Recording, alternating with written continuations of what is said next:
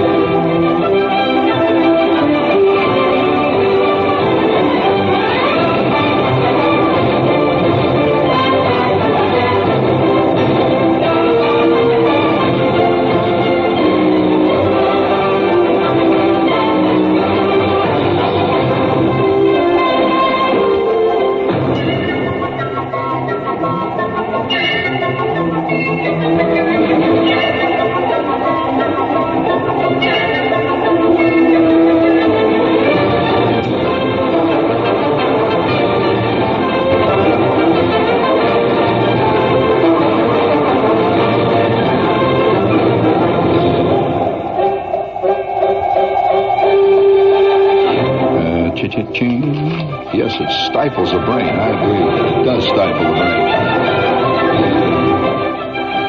Yeah, I see a note here. It says, Shepard, how do you figure this one out? It says, I see advertised a lifetime membership in a weight-reducing salon. I don't know. It does stifle the brain.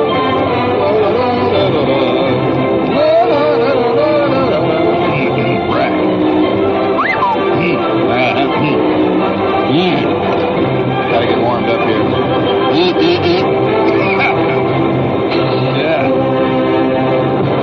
Yeah. Yes, we going to take time out right now to salute pomposity.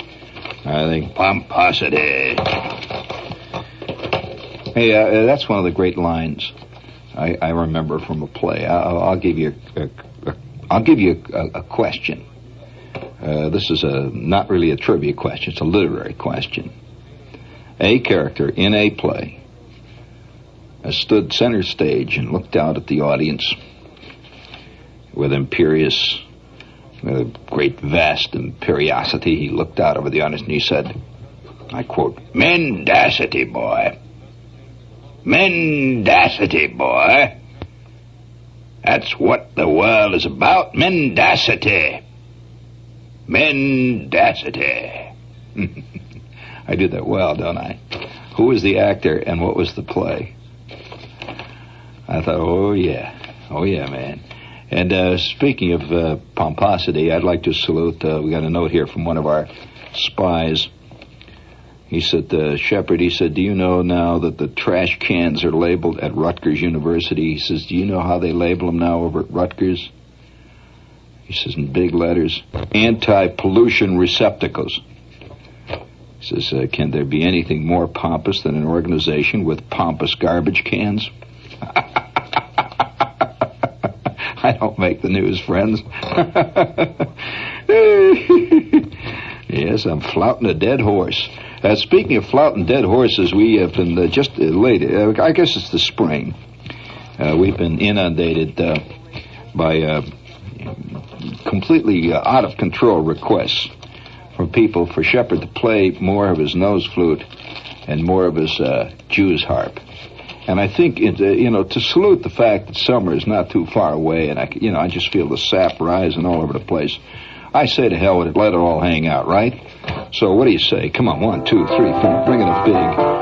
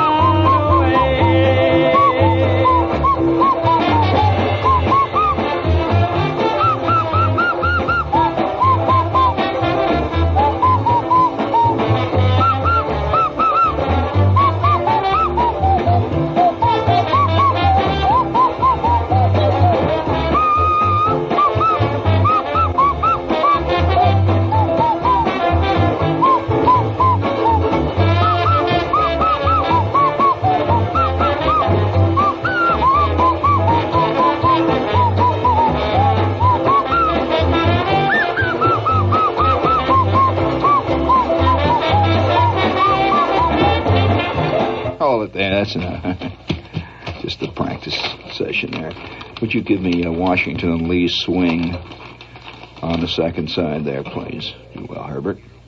We'd like to salute these group of vigilant law officers out in Corona, California, if we may, at this point. According to the United Press, out in Corona, California, Orange County Sheriff's deputies alerted by vigilant citizens to a big teenage narcotics party, quote, in the foothills of the Santa Ana Mountains, surrounded the area, closed off all escape routes, blocked all the roads, and then moved in. They awoke 50 sleeping Boy Scouts on a camping trip. The deputies apologized to the Scouts and left. Please. It's the spring. All together, gang. Now, come on, let's go. Washington and Lee swing. I think this is a Jews harp number.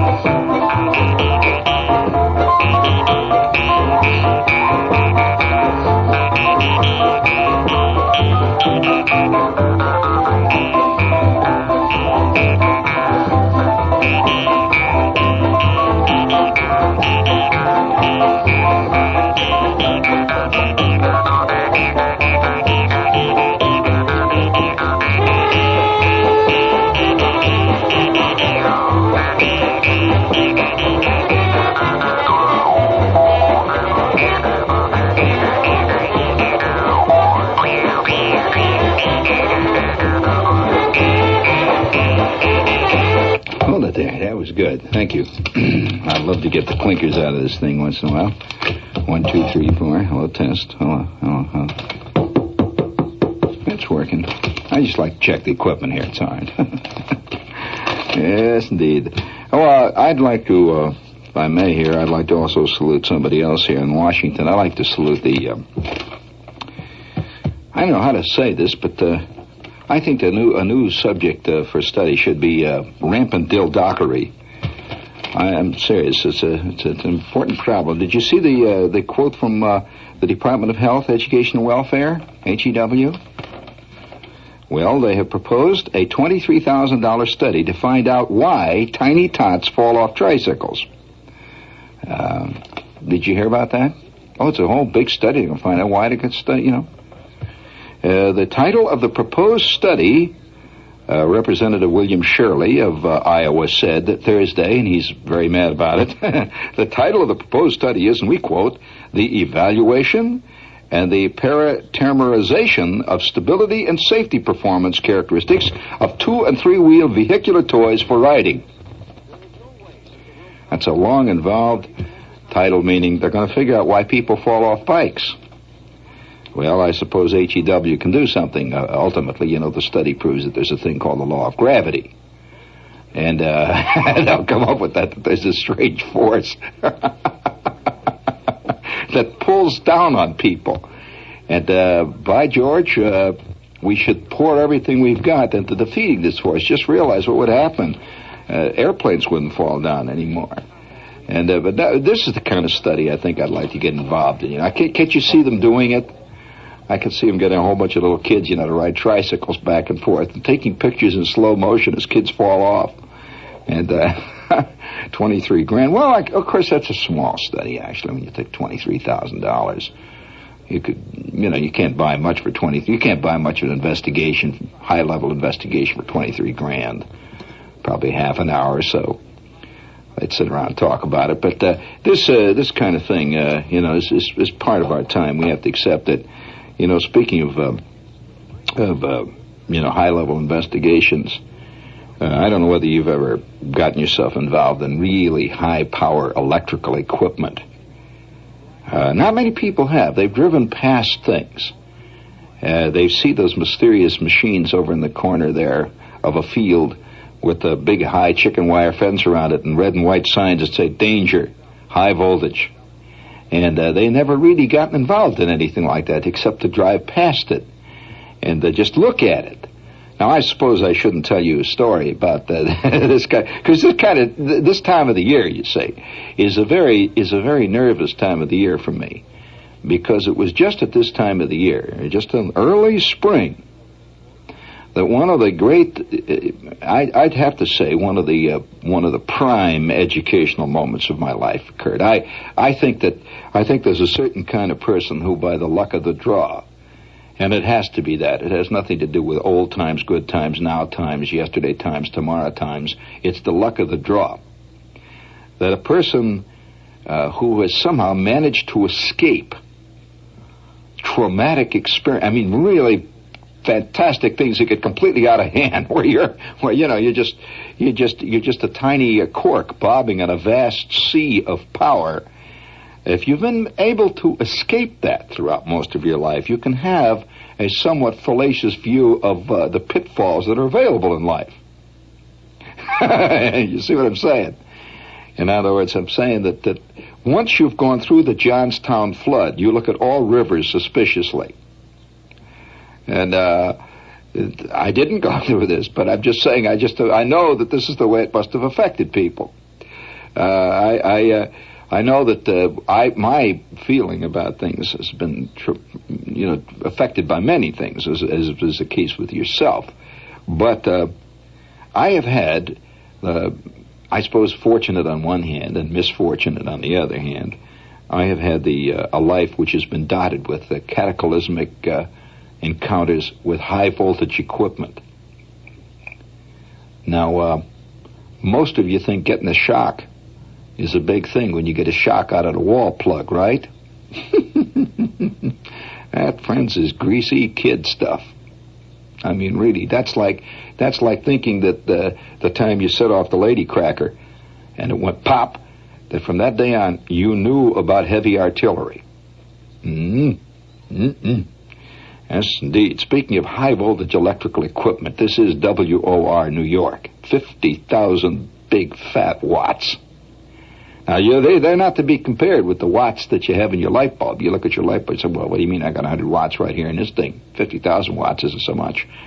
Well, these are different kind of watts. Mean watts. RF watts. Oh, they'll burn you to a crisp, friend. And speaking of getting burned, we have a couple of commercials here. Let's see. Hey, savers, March 31st should be good news for most of you, because on that day, most banks will credit interest your savings account. 31st. Some at 5% a year, some as low as 4%. Interest is credited and available in most banks every 3 months. Now, the important question is, will you have to wait another 3 months before you get another dividend credited to your account? It's a good question. Well, customers of Provident Savings Bank won't have to wait because Provident credits dividends every month, monthly. Provident savers get their 5% dividends posted to their account on the last day of this month and every month thereafter. In fact, it starts the day you put your money in the bank. Provident wants you to get the most out of your savings. And you don't have to live in Jersey. You can join over 82,000 other Provident savers from all over the U.S. Now, these are non-Jersey people who know that Provident has never missed paying a dividend in 132 years. You can bank by mail and get that 5%.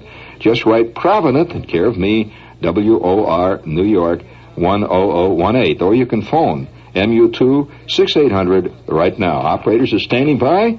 Member FDIC. I think I'll do a Great Shanghai. Do you mind if I do a quickie Great Shanghai here? It's, for those of you who dig Chinese cooking, and I'm one of them, I think everybody really likes Chinese cooking. Really good Chinese cooking is really superb. But there are many different styles. You know, most people just have this one standard style. But there are many styles. There's the sweet and sour dishes from Hunan in the center of China, the highly spiced and fiery dishes from Sichuan in the west, the succulent flavors from Peking in the northeast, and the delicious Cantonese specialties in the south. This is what most people have. Well, you can get all of these because they have great chefs from they have master chefs from Sichuan, Shanghai, Peking, and Canton, from all those different places. They're natives of these areas. And they cook at the Great Shanghai, which is up at 103rd, and they have an enormous menu. I mean, an enormous menu. These are fantastic menus. If you've never seen the Great Shanghai menu, you haven't really seen what a big menu can be like. And you ought to try the Great Shanghai Sunday Brunch. They have a buffet from 11 to 4 on Sundays. All you can eat for $2.75, and children under 4 feet tall are only $1.50. That's the Great Shanghai, Broadway at 103rd. And there's an IRT that comes right up there. It's right up there by Columbia. That's the Great Shanghai, Broadway at 103rd. Okay? All right, you golf cuckoos, here is a special announcement for you. TAP, the Intercontinental Airline of Portugal, has put together a fantastic golf tour of Portugal. Now, that includes round-trip economy airfare, and listen to the price. This is 8 days playing some of the most spectacular golf courses in the world. Oh, man, can you see yourself slicing one into the ocean on the coast of the Algarve with that magnificent sun shining down? The entire tour is $299 and includes round-trip economy airfare, prices subject to government approval, and you'll have the absolute time of your life if you're a golfer. Call your travel agent or the people at TAP for complete details. Now, the number in New York is 421-8500. You better get on that fast, man, because there's going to be a lot of people, and you want to be one of the first in line on that tee. What a country. What golf courses. I don't know what the word for is in Portuguese, but you'll learn, you know. For you travelers planning to use Kennedy Airport during the holiday, here's a word from the Port Authority. Parking lots at Kennedy, especially the reduced-rate $1-a-day lot, may be full. You can avoid such parking problems by using public transportation, taxi, bus, or airport limousine. Check the yellow pages for services available in your area. Or maybe a friend can drive you to the airport and pick you up. But leave your car at home instead of at the airport. The Port Authority wishes you a pleasant trip. All right. You let me know now. I've done two. Do you want me to do one now or later? It's up to you. Later? Okay. All right, I have to check with the chief there. Speaking of traumatic experiences, the following program, the following story could have somewhat, let's say, traumatic underbelly tones there for you if you don't, if you're a nervous person, so I shouldn't tell you. But one of the moments that I had in my life dealing with high voltage equipment, ever since I was a kid, and of course I was attracted to electronics at a very tender age, and I began to build radios. The first majestic shot of high voltage that I had, I mean, it was majestic, came when I was about 12.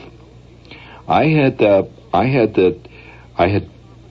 was building a radio, an actual. Well, I was building if you're interested in what I was building a 7-tube single signal regenerative super het. Yes, that's a specialized piece of equipment.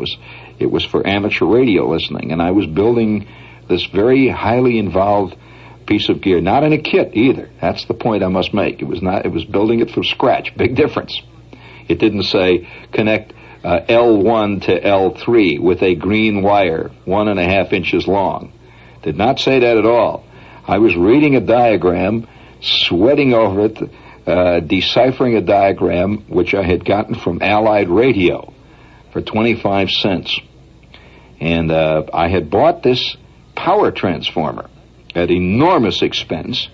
I bought a power transformer which was, when finally the rectifier had done its work, the rectifier in this case, in case you're curious, was an 80 rectifier, had an 80 tube, had done its work. I should have gotten probably out of it roughly 275 DC volts, which is a fairly good shot at 150 mils, give or take a few mils. It'll give you a nice jolt. But that isn't where I got the jolt. I was putting this thing, I was building it, see, and I had measured the chassis. And I had laid it all out, you lay all the parts out. And I had a blank chassis, which was uncut. This chassis is the metal chassis upon which all the parts are mounted, see. And I took a chisel. I had marked out the bottom of the power transformer. I had to cut a hole 2.5 inches by 3.5 inches to lower the transformer in to mount it in correctly, seeing the leads come out the bottom. So I took this cold chisel, and I went down in the basement, and I had this old railroad iron, a chunk of railroad iron, which my old man had. He used it to pound stuff on, see. And it makes a great anvil, just a chunk of a rail, see. And so I took the chassis, and I turned it over, and I started to knock this piece of metal out with the cold chisel. See, I'm chopping away on the line that I'm pounding like that thing. Well, I finally get the hole. Well, it took me about a half a day to cut that hole out and to take it. I took a file, and I filed it down, and now there it is. See, it's a great looking hole. I drilled the corners out where the transformer set down in it, and I lowered the transformer into it, and it looked so good there. I mean, I tightened it up, and there it was mounted. Boy, what a sense of accomplishment. And I must tell you, I was older than 12. I say I was about 14 at this point. A real sense of accomplishment. I got this baby in, see. It looked so good there. Well, now, this was a brand new Thordarson transformer. You ever hear of Thordarson transformers? It depends on how you pronounce it. Thordarson. Okay. So, and it was a power transformer. It had 6.3 volts for the filaments, and it had roughly, I would say, I'm trying to think now what it had on each side of the center tap. About 400 volts on each side of the center tap. It's about maybe 500 volts on each side of the center tap. Roughly 500 volts AC on each side of the center tap for the power supply. And I was really proud of this thing. I had gone up to Allied Radio, and I brought it back, and it came packed in a box with all kinds of packing in it, and it had the wiring diagram. Not the wiring diagram, actually the color code leads. The green was the 6.3 volts. the black and green was the center tap, and the two black leads were the AC, and so on. All right. So old Shep, he says, "Gee, that looks great. I wonder if I've mounted it right so that it will not vibrate and will not hum, you see, when I put the power supply, when I put the AC in." So I said, well, I think I'll just try it. So I take the AC, I had an AC cord, which I attached, just twisted it. I twisted it to the two black leads, which were the 110 volt. Here I am, of course, I'm very diligently setting up a very, very, very memorable educational experience. And I think man walks right into the grinder always. I don't think man ever learns anything. I think he walks into each succeeding grinder with head up, with bands playing, and with the drum major out in front. So I put the leads there, and I plug it in, and it sounded, it's working. See, I can hear that faint hum, my power transformer. It's going. So I very carefully took the 6 3/10 volt leads, see, and I wanted to see what the transformer was working. I go, yeah, I got a spark. All right, we will draw the curtain over what the next move I made, which anybody who knows anything about transformers knew that I was inevitably drawn to do it, but I did it. So I took the two red leads, which were the high voltage leads, and I said, I wonder what kind of just wonder whether or not the secondary is really working over in the high voltage section there, see? So I take these two leads like this, I hold them like that, and I remember I'm down in the basement. You got it? What is true of basement floors in general, friends? That is right, they are damp, correct? Now, to even add insult to injury, I am wearing a pair of real ricky-ticky sandals. It is spring, and I'm down there. I had about as much insulation, friends, as the average copper cooking pot has on it, see? So I'm down there in the basement, and I take these two leads, and I'm holding the two leads, and I don't recall why it happened, except that my chassis was standing up on end. You remember, I'm underneath it. It's up on end. When I took the two leads, and the chassis started to fall over. And as the chassis started to fall over, the lead slipped through my hands, and for one brief, incandescent moment, I had both 500-volt leads, one in my left hand, one in my right hand, and...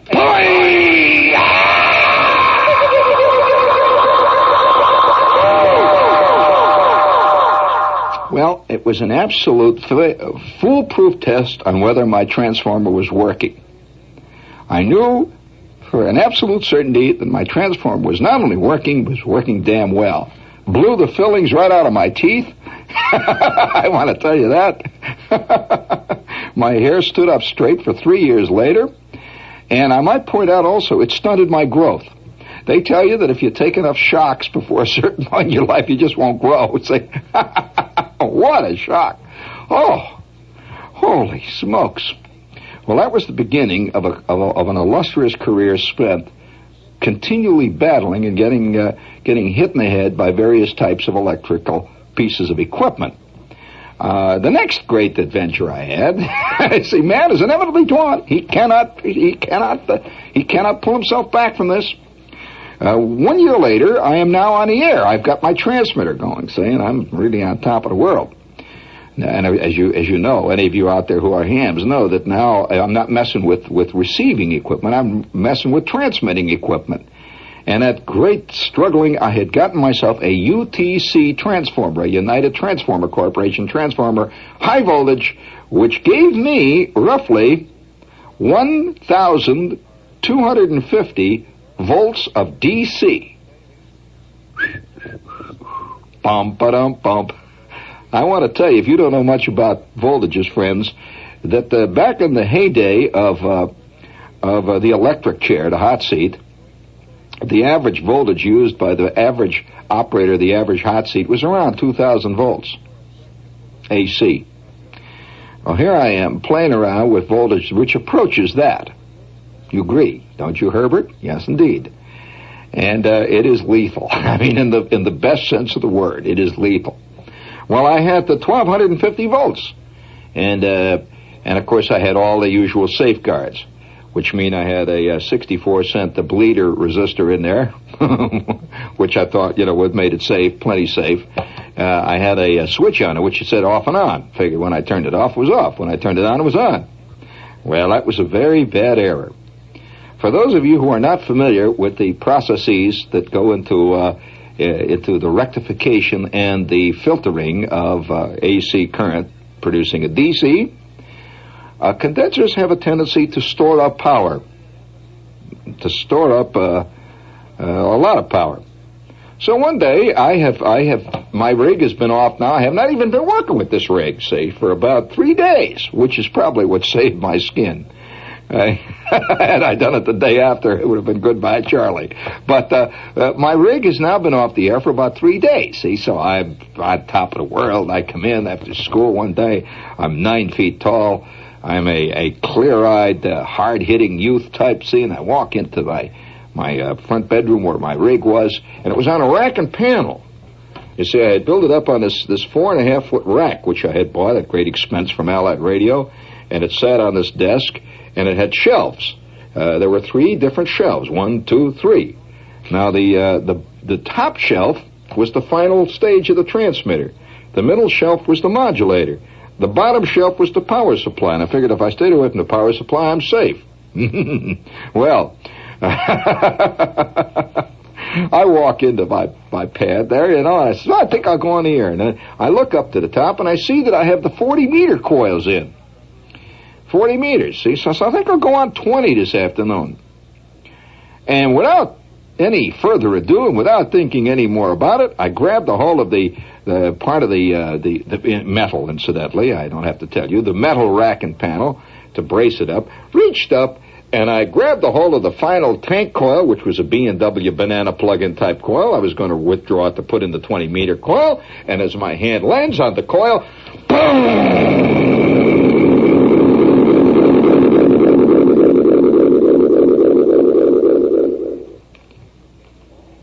Well, the next thing I knew, I'm under the daybed. And I'm not kidding you, I'm under the daybed. I have been blasted across the room, and my hand in clutching convulsively, you know, as I'm about to depart this world, my hand in clutching had not only crushed the coil to smithereens, which was my valued possession, but in backing off, I had pulled over the entire racket panel, which broke every meter that I had in the rig, busted a TZ40 tube, and completely ruined my life for months to come. I want to tell you, that was the second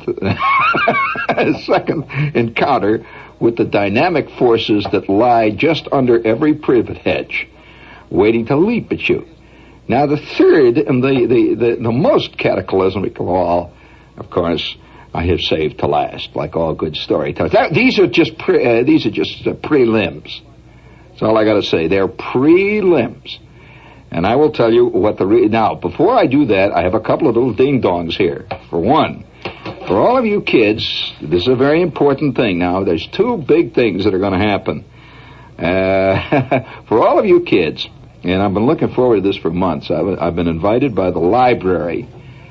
Because of my storytelling and my writing in Playboy, and because of Wanda Hickey, which I hope most of you have got, I've been invited by the Donnell Library Center, and in fact invited by the Young Adult Services of the New York Public Library System to come and do a special show, free, of course, in the afternoon for kids, and this is only for high school kids, at 4 p.m., Monday, April the 3rd. Now, I repeat, so get it straight. Don't call the station instantly, because they don't know. They don't even know I work here. So don't call up here.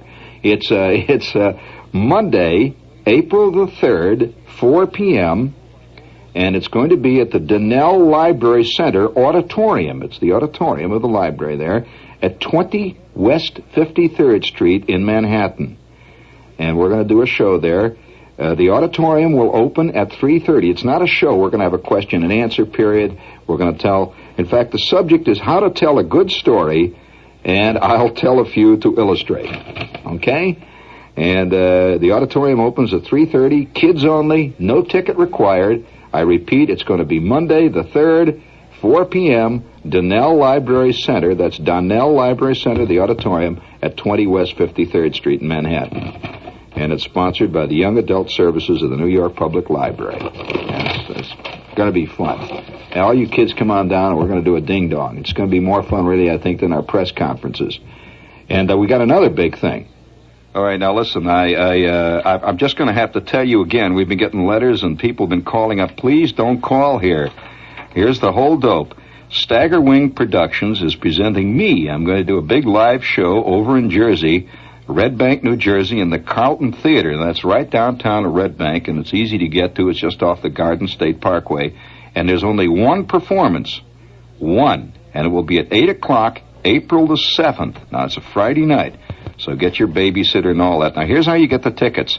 You just call the Ticketron outlet nearest you, and you can find out they're all over Jersey and all over New York, and you call this number, area code 212-644-4400. They'll tell you where the nearest one is. That's area 212-644-4400. Or you can call the box office. That's the Carlton Theater in Red Bank, area 201-747-3800. Now, there's no excuse. There's Ticketron outlets all over Jersey and all over New York. Get your tickets now. April the 7th. That's a Friday. Okay. Now, speaking of big things, let's see. I have Book Find Club here. I think I better do the Book Find Club. Did you ever, speaking of books, I feel a little embarrassed telling you about the Book Find Club because most people know about it. But they have great books, and if you've had trouble finding books, and a lot of people have had this problem, man, you get out to your bookstore, and I dig bookstores, but they're so incomplete today. Very few really great bookstores in the nation, and if you live out in the country someplace or live somewhere where you can't really get books the way you want to get books, you should know about the Book Find Club, because every year they have a great collection of books available at great savings. By the way, they also send you a couple of good bonuses, like, for example, Our Gang. Both of these will be sent to you for $1. Our Gang, and also, let's say, The Defense Never Rests by F. Lee Bailey. That's a pretty good buy. So if you'd like to find out about the Book Find Club, just call them at MU72552. And all you have to buy is 2 books in a year, and you remain in the club. That's MU72552. Okay? Give them a call. Now, speaking of the vast forces, if you've never had anything happen to you really that is completely out of your control, you tend to feel you can control everything. Now, I think this is one of man's great, and this is particularly true of kids. I think that kids have always, most kids, they haven't had enough experiences, because after all, you haven't lived long enough to have many. And also, you're only in school where the environment is very carefully protected and controlled, and so you tend to feel that everything can be controlled. I mean, if anything, some fantastic cataclysmic thing happens outside, well, who loused up? How come? There are forces beyond which, oh man. And I'll tell you that the day that I learned about forces over which you have no control, and also it deals with really high voltage. I'm just a kid, and I'm 16 when this happened to me. It was in the summertime, and I had just gotten actually my first job. It was a summertime job. I had to have a work permit, a special kid permit to work in this place, and it was in a steel mill, and it was in the Inland Steel, and it was not too far from where I lived. And a steel mill is a gigantic complex. I'm going to tell you, if you've never been in a steel mill, there's no way really to describe it to you. It's not a factory. It's much more than that. It's like being in a war. It's like being in a city. It's like being in some other planet. It has its own sights and smells and sounds. And the thing about a steel mill, of course, is the forces that are so enormous that go to make up steel are really beyond the comprehension of any of us, really. For example, can you imagine taking a piece of metal, a cold metal? I'm not talking about hot metal. I'm talking about cold metal. A piece of cold metal that is an ingot, that is a chunk of metal, let's say 3 or 4 feet square, maybe 2 feet square, that thick, big thick thing. And it's about 6 or 7 feet or 8 feet long. It's a big, heavy piece of cold iron, steel. And you have such forces that you can put on it. You put if you can imagine a rolling pin that is so strong, with such fantastic power, that it can squash cold metal and make it into a thin sheet. Oh, man, that's power. That's the kind of stuff you see around the steam. I couldn't believe it. This thing is boom, boom, boom, boom. It would go. That's called the cold strip, the cold rolling mill, and it makes very hard steel. Boom, boom, boom. And by the time this thing went back and forth through this machine, it was as thin as a tin can. Fantastic. Well, I want to tell you, I thought this was power, see. And I go to the open hearth, and they have these enormous, fantastic flames. And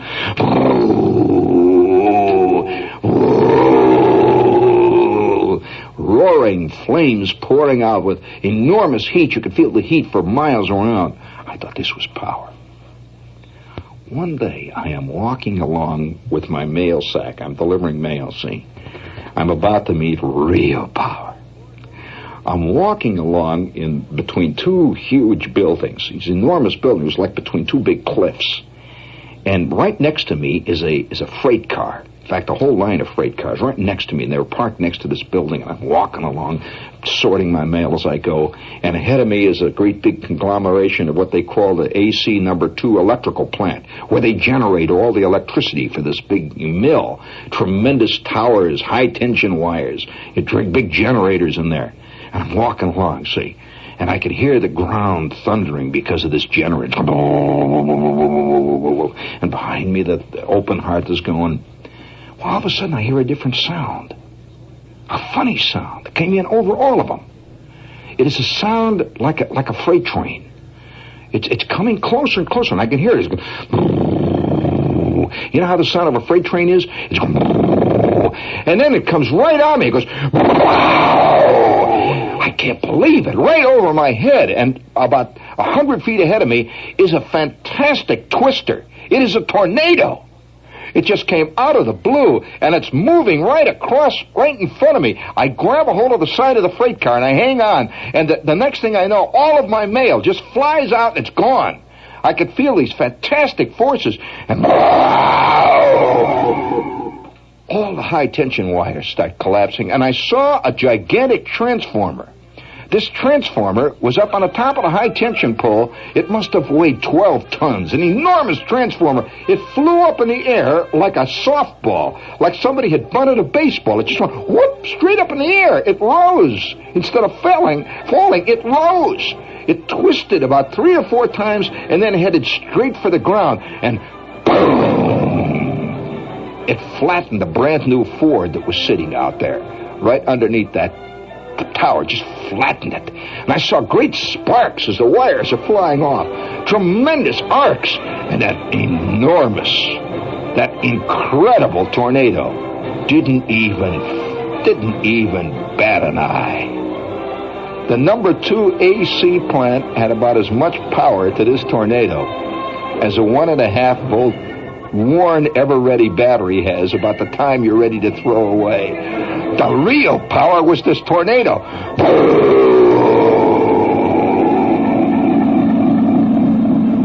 And it just walked towards, it looked like it was walking. It just walked off stage to the left and disappeared. And left nothing but smoking ruins and flames. And that transformer lay there, and I could see hot tar pouring out from it. The shorts in this thing had caused the tar to boil in it that was gone, and I just hung on to the side of this freight car, you know, those ladders they've got. I just hung on the side there, and my bag, my mail bag was ripped and torn. My mail was gone. In one brief instant, a 30-second instant, man, I looked into the face of something the like of which I would venture to say not one person out of 5 million has even suspected exists. Oh, man, that's a howling thing out there, and it ain't about to forgive. This is WOR New York. You stay tuned for Lester Smith and the news.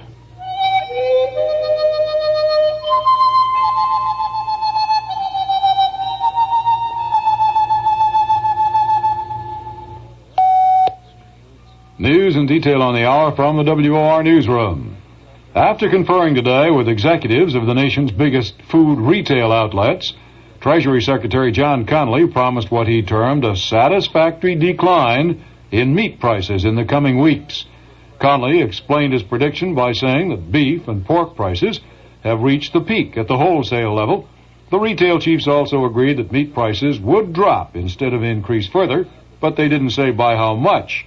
Connally then had a message from Washington for the customers of those retailers. There has been a continuing decline in the commitment of the average worker's disposable income toward the purchase of food. Now, those are the simple facts. Now, we think if we can tell the simple facts to the American housewife and to the American workman, they're going to be fair in their judgments. I'm not worried about that. I don't think we have to placate them. They're not babies. We don't have to feed them, spoon feed them pablum. All we have to do is make the facts available to them. Meanwhile, Congressman Wilbur Mills, the head of the House Ways and Means Committee, says that he is on the verge of advocating an across-the-board freeze of the nation's economy. And that means, according to Mills, food costs, interest rates, profits, wages, and all prices. When asked when he would make a decision on such legislation, Mills said, just a few more weeks. The Food and Drug Administration says labels should be on packaged foods to tell shoppers the protein, calorie, and vitamin content of those foods. An FDA spokesman said the special labeling would be voluntary. The Grocery Manufacturers of America, a trade association, said that it has supported a label system since it was first proposed in 1969 by a White House conference on nutrition and health. Con Edison got New York State Public Service Commission approval today for an electric power rate hike, but the big utility did not get all the revenue-raising authority it had requested. The PSC approved a $42 million additional hike, plus the continuation of the $52 million temporary boost. Con Ed said it wanted $143 million in added revenues instead of the total of $94 million approved by the PSC. There's been no definite breakdown yet on the actual cost to the Con Ed consumers. That will come after the utility redesigns its rate structure. Unionized New York State corrections officers have threatened to strike Friday at midnight. A public employees union local met in Albany today to consider their stand during contract talks with the state. And not only was the state's pay offer considered inadequate, but prison security improvements were also rejected. Meanwhile, State Corrections Commissioner Russell Oswald says that he has met 24 of the 37 union demands, adding that it was impossible to accomplish many of the other demands. The guard said that assembly of a maximum security and rehabilitation center for hardcore prisoners was too slow in being realized. Other state employees are also threatening a walkout after Friday when their present contract expires. State mediators